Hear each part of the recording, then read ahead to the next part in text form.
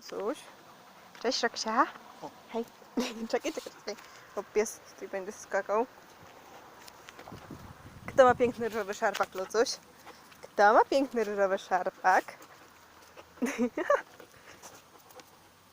Lucek?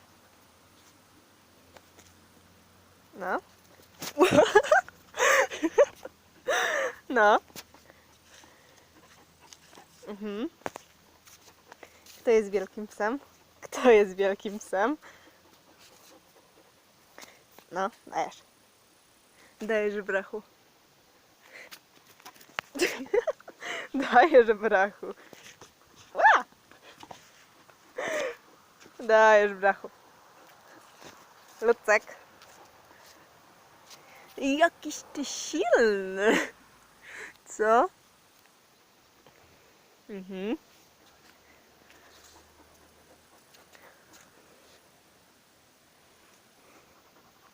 A co jest?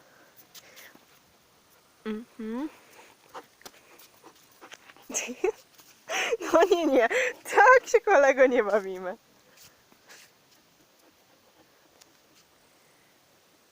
No.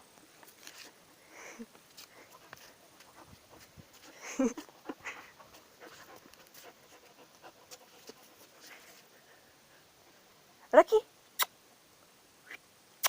Roki? Roki?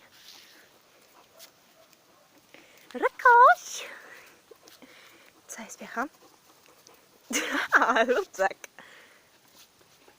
O! Ej, nie skacz na mnie, tylko na szarpak. No ja cię błagam, Lucyfer. Chodź. Chodź, Piecho.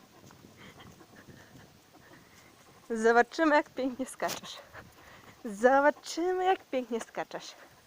Chodź. Chodź.